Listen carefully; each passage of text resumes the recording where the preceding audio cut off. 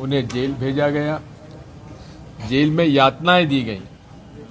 ऐसे अनेक प्रकरण आपके सामने मैंने प्रस्तुत किए थे। अब ठीक है, हम लोग विचारधारा से उनके खिलाफ हैं, लेकिन रघुवर दयाल जी भार्गव, जो कि मैं समझता हूं कि दतिया में राष्ट्रीय स्वयं सेवक संघ के सबसे पुराने कार्यकर्ता रहे हैं और निरंतर संघ में काम करते रहे हैं, अब उनके साथ जो बीती है वो आपको बताएंगे माननीय रघुवर दयाल जी। पूर्ण जीवन संघ और संघ से संबंधित और जो उनके दूसरे विभाग हैं उनमें जीवन पूरा खपा दिया। पूरा जीवन, संपूर्ण जीवन आरंभ से लगाकर 91 वर्ष का हो गया हूँ मैं अभी, 91, और जीवन भर संघ का साथ दिया। एक बार बीच में माधवराव सिंधिया उस समय मेरे गांव में आए थे और उन्होंने हमको प्रस्ताव दिया था, 90 के आसपास की बात है, कि आप कांग्रेस में हो जाओ, आपको हम मतलब करेरा से टिकट भी देंगे। तो हमने कहा मैं संघ से जुड़ा हुआ हूँ, मैं कहीं नहीं जा सकता, पूरा जीवन संघ में रहा और विश्व हिंदू परिषद तहसील से लगाकर और प्रांत तक के विभिन्न कार्यों पर मैंने कार्य किए। एक संघ विरोधी हमारे गांव में था, उसने उस समय मेरे में गोली भी मार दी थी, और मैं जब झांसी में मेडिकल हॉस्पिटल में था तो हमारे संघ के उस समय जो प्रांत संचालक शशि भाई, वो मुझे देखने के लिए वहाँ गए थे। पूरा जीवन संघ में लगा दिया और हमारा परिवार भी, हमारा लड़का भी, मेरा बेटा, वो बीजेपी में कई बार अपने उस पर दायित्वों पर रहा, मंडल अध्यक्ष रहा, और हमारा पूरा संपूर्ण परिवार हमारा संघ से और बीजेपी से जुड़ा रहा, अटल जी के समय से और अभी तक।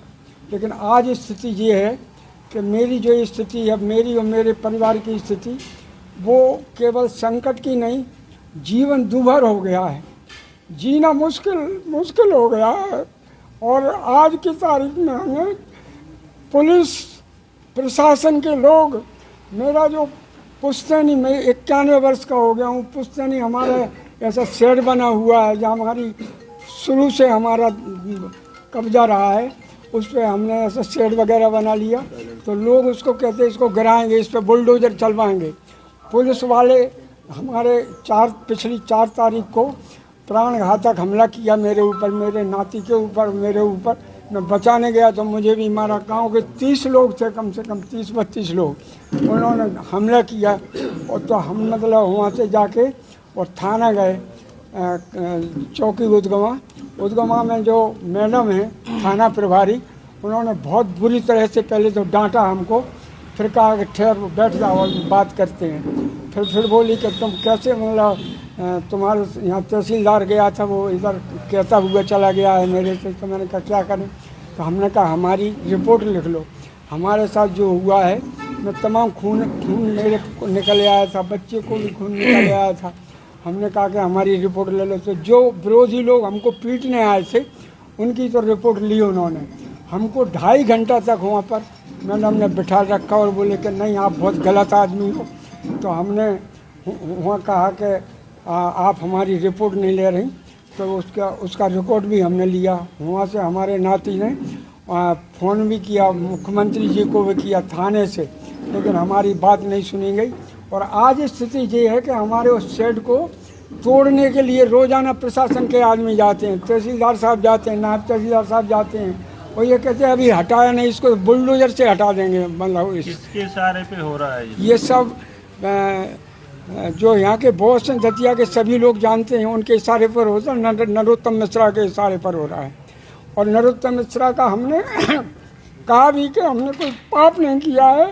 नरोत्तम जी के साथ भी हमने उनका साथ दिया, उनका बहुत साथ दिया हमने। जब वो वहाँ से चुनाव लड़ते थे डबरा से, तब मेरी रिश्तेदारियाँ थी, मैं वहाँ जाता था, उनका प्रचार करता था। लेकिन हम ज़्यादा गुलामी नहीं कर पाए उनकी। हमारे परिवार का ये दोष रहा कि हम उनकी खट्टी बरदारी ज़्यादा नहीं कर पाए, चाटुकारिता नहीं कर पाए।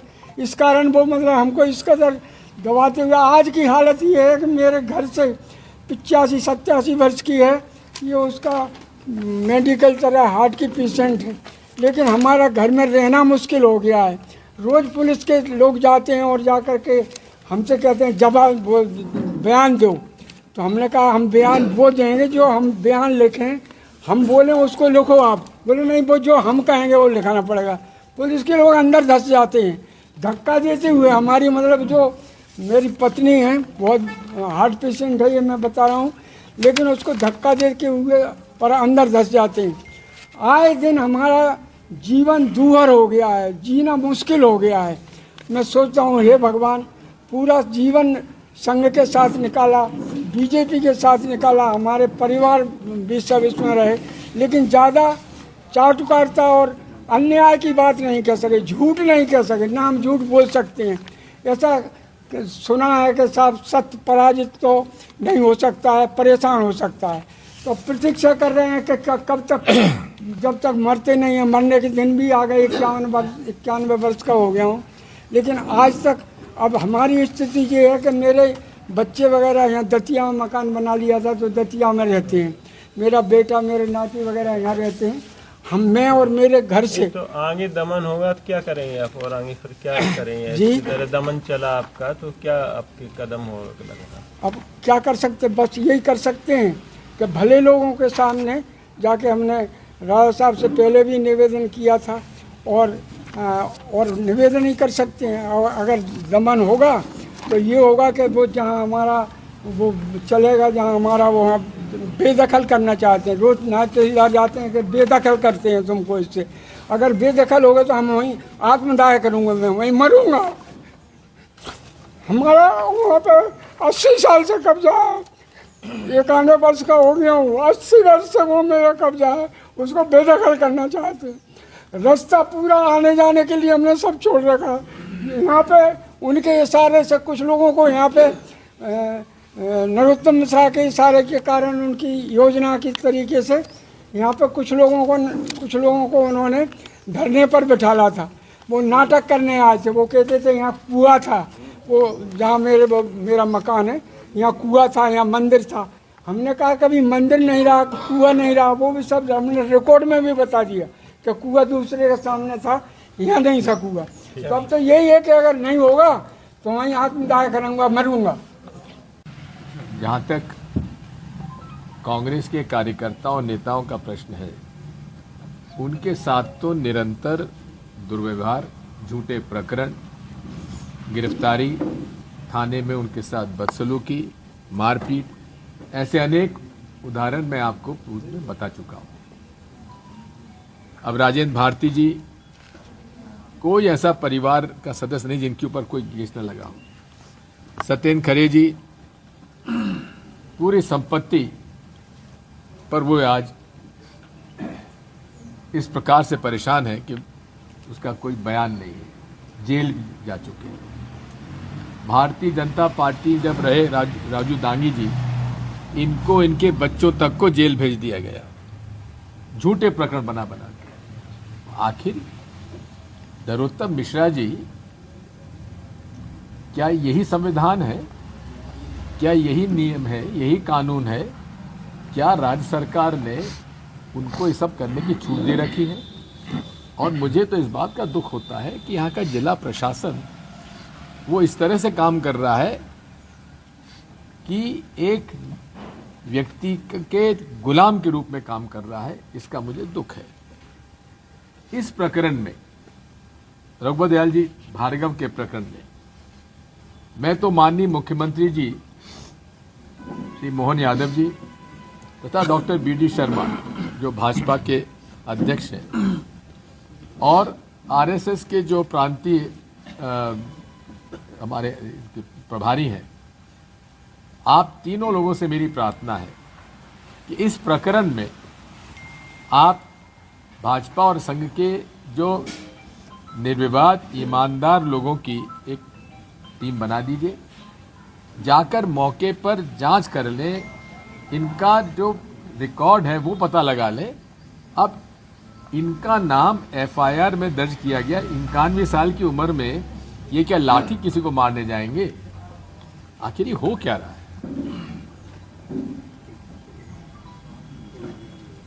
मैं माननीय मुख्यमंत्री जी से यही अनुरोध करूंगा कि इसकी जांच के लिए भाजपा और संघ के लोगों की कमेटी बनाकर इसकी जांच कराएं और दोषी व्यक्तियों के खिलाफ कार्रवाई होना चाहिए। इसी के साथ साथ महेंद्र बौद्ध जी के साथ इनके पिता को जमीन अलॉट हुई, माधव विद्यालय के को जमीन दी गई दतिया के आसपास। अब उस पर भी नरोत्तम मिश्रा जी ने अनेक विघ्न पैदा किए और अदालत से वो स्टे लेकर आए। अनेक प्रकरण है, अनेक प्रकरण। ऐसे ये भी एक और प्रकरण मेरे पास आया कि कोई भी कुछ एक शब्द उनके खिलाफ बोल दे तो उसके खिलाफ कार्रवाई हो जाती है। अब ब्रजमोहन शर्मा, वो मेरे प्रेस कॉन्फ्रेंस में पिछली बार थे आपके सामने, उन्होंने किसी के लिए बैंक गारंटी दी। अब उसका पेमेंट वो शायद इसमें डिफ़ॉल्ट हो गया।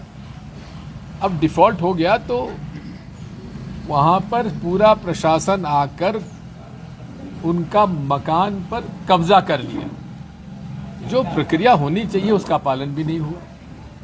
मैं यही कहना चाहता हूँ कि आखिर नरोत्तम मिश्रा जी, क्या पूरी सरकार उन्हीं के कब्जे में हो गई है? पूरा प्रशासन उन्हीं कब्जे में हो गया है? क्या हो रहा है? गरीब लोगों को परेशान करना, कांग्रेस के लोगों को परेशान करना, अब संघ और भाजपा के लोगों को भी उन्होंने नहीं छोड़ा। इन सब बातों के बारे में मैं मुख्यमंत्री जी को भी पत्र लिखूंगा और हमारे नड्डा साहब को भी पत्र लिखूंगा, भाजपा के जो अध्यक्ष हैं, इन सारे बातों के बारे में जानकारी दूंगा। और वो लोग जो निडरता से सामना कर रहे हैं, मैं उनको बधाई देता हूं। और दूसरे जो कांग्रेस में नहीं थे, जो कांग्रेस में नहीं हैं, वो भी जिस प्रकार से निडरता से इस अन्याय और अत्याचार का मुकाबला कर रहे हैं, उनको भी मैं बधाई देना चाहता हूं। अब रघुवर दयाल जी का बयान आपने सुन ही लिया है, अब बताइए इससे और ज्यादा क्या हो सकता है?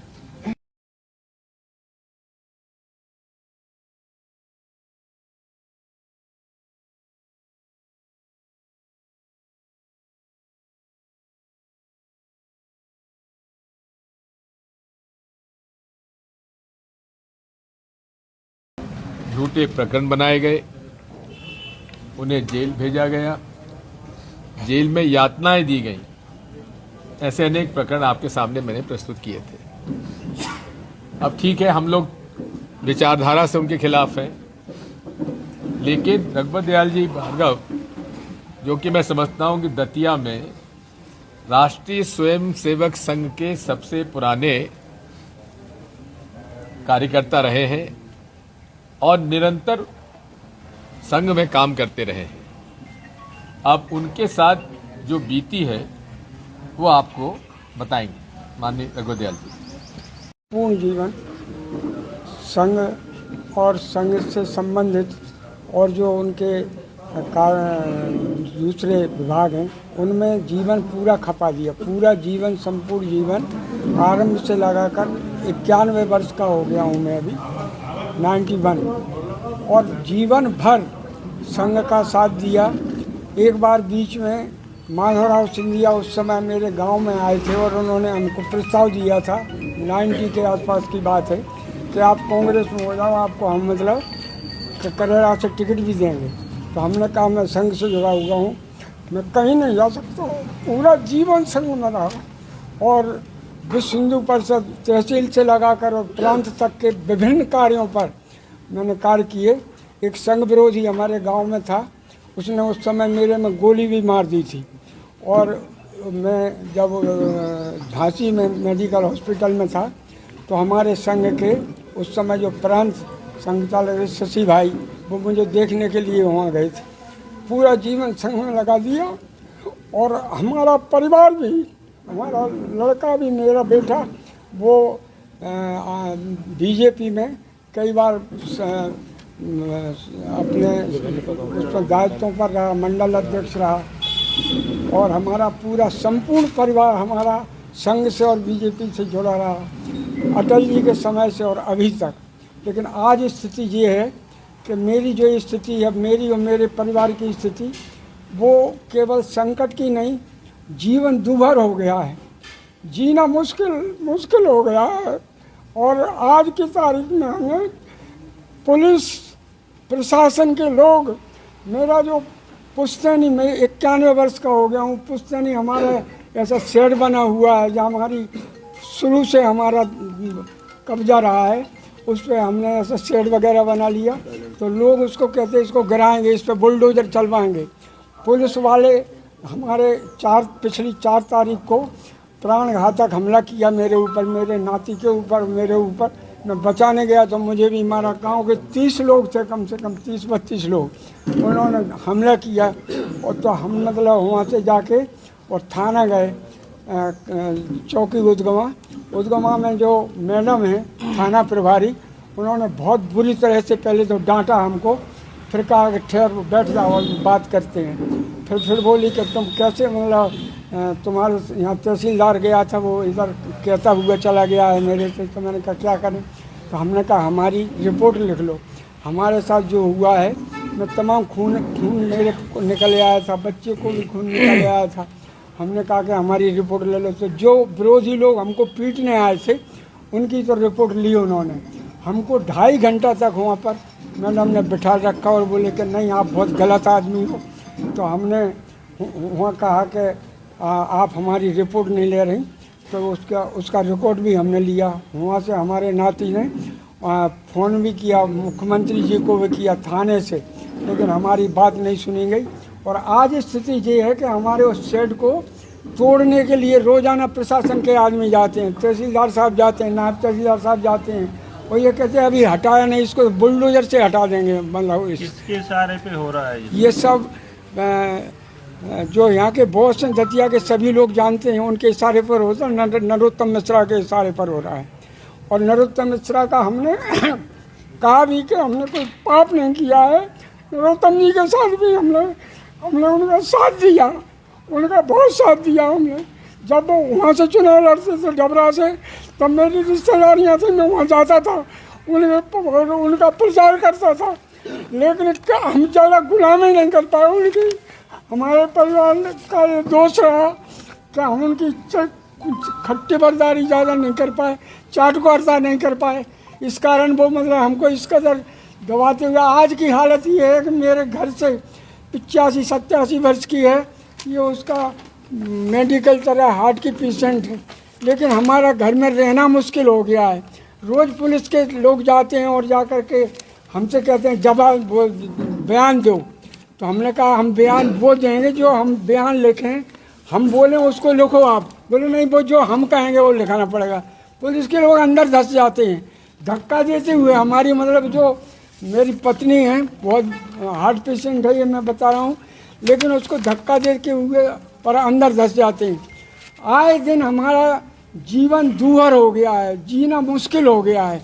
मैं सोचता हूँ हे भगवान, पूरा जीवन संघ के साथ निकाला, बीजेपी के साथ निकाला, हमारे परिवार भी सब इसमें रहे, लेकिन ज़्यादा चाटुकारिता और अन्याय की बात नहीं कह सके, झूठ नहीं कह सके, ना हम झूठ बोल सकते हैं।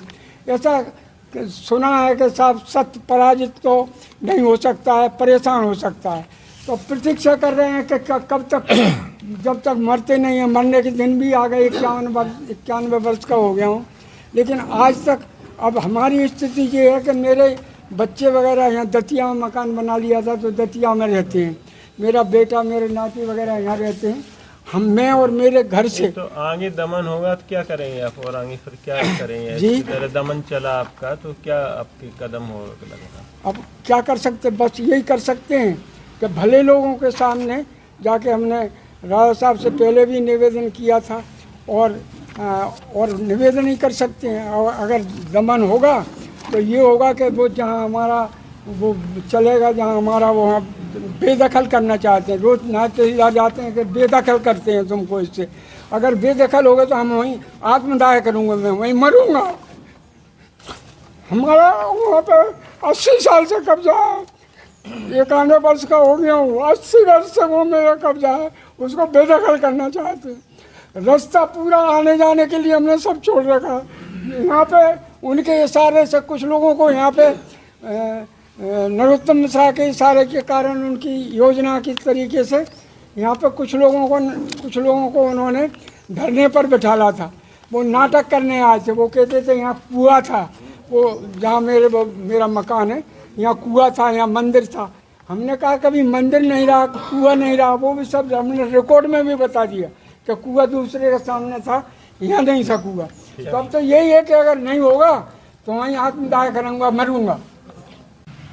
जहाँ तक कांग्रेस के कार्यकर्ताओं और नेताओं का प्रश्न है, उनके साथ तो निरंतर दुर्व्यवहार, झूठे प्रकरण, गिरफ्तारी, थाने में उनके साथ बदसलूकी, मारपीट, ऐसे अनेक उदाहरण मैं आपको पूर्व में बता चुका हूँ। अब राजेंद्र भारती जी कोई ऐसा परिवार का सदस्य नहीं जिनके ऊपर कोई केस न लगा हो। सत्येंद्र खरे जी पूरी संपत्ति पर वो आज इस प्रकार से परेशान है कि उसका कोई बयान नहीं है, जेल जा चुके हैं। भारतीय जनता पार्टी जब रहे राजू दांगी जी, इनको इनके बच्चों तक को जेल भेज दिया गया, झूठे प्रकरण बना के। आखिर नरोत्तम मिश्रा जी, क्या यही संविधान है? क्या यही नियम है, यही कानून है? क्या राज्य सरकार ने उनको ये सब करने की छूट दे रखी है? और मुझे तो इस बात का दुख होता है कि यहाँ का जिला प्रशासन वो इस तरह से काम कर रहा है कि एक व्यक्ति के गुलाम के रूप में काम कर रहा है। इसका मुझे दुख है। इस प्रकरण में, रघुवर दयाल जी भार्गव के प्रकरण में, मैं तो माननीय मुख्यमंत्री जी श्री मोहन यादव जी तथा डॉक्टर BD शर्मा जो भाजपा के अध्यक्ष हैं और RSS के जो प्रांतीय हमारे प्रभारी हैं, आप तीनों लोगों से मेरी प्रार्थना है कि इस प्रकरण में आप भाजपा और संघ के जो निर्विवाद ईमानदार लोगों की एक टीम बना दीजिए, जाकर मौके पर जांच कर लें, इनका जो रिकॉर्ड है वो पता लगा लें। अब इनका नाम FIR में दर्ज किया गया, 91 साल की उम्र में ये क्या लाठी किसी को मारने जाएंगे? आखिर ये हो क्या रहा है?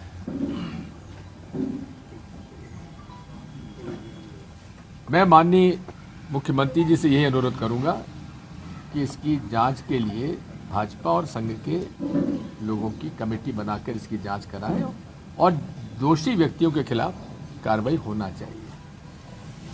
इसी के साथ साथ महेंद्र बौद्ध जी के साथ इनके पिता को जमीन अलॉट हुई, माधव विद्यालय के को जमीन दी गई दतिया के आसपास।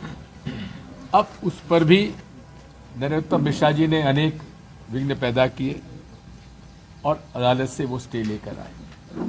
अनेक प्रकरण है, अनेक प्रकरण। ऐसे ये भी एक और प्रकरण मेरे पास आया कि कोई भी कुछ एक शब्द उनके खिलाफ बोल दे तो उसके खिलाफ कार्रवाई हो जाती है। अब ब्रजमोहन शर्मा, वो मेरे प्रेस कॉन्फ्रेंस में पिछली बार थे आपके सामने, उन्होंने किसी के लिए बैंक गारंटी दी। अब उसका पेमेंट वो शायद इसमें डिफ़ॉल्ट हो गया। अब डिफ़ॉल्ट हो गया तो वहाँ पर पूरा प्रशासन आकर उनका मकान पर कब्जा कर लिया। जो प्रक्रिया होनी चाहिए उसका पालन भी नहीं हुआ। मैं यही कहना चाहता हूँ कि आखिर नरोत्तम मिश्रा जी, क्या पूरी सरकार उन्हीं के कब्जे में हो गई है? पूरा प्रशासन उन्हीं कब्जे में हो गया है? क्या हो रहा है? गरीब लोगों को परेशान करना, कांग्रेस के लोगों को परेशान करना, अब संघ और भाजपा के लोगों को भी उन्होंने नहीं छोड़ा। इन सब बातों के बारे में मैं मुख्यमंत्री जी को भी पत्र लिखूंगा और हमारे नड्डा साहब को भी पत्र लिखूंगा, भाजपा के जो अध्यक्ष हैं, इन सारे बातों के बारे में जानकारी दूंगा। और वो लोग जो निडरता से सामना कर रहे हैं, मैं उनको बधाई देता हूं।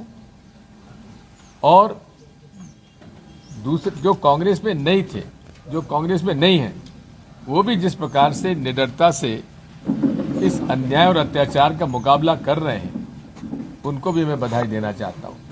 अब रघुवर दयाल जी का बयान आपने सुन ही लिया है, अब बताइए इससे और ज्यादा क्या हो सकता है।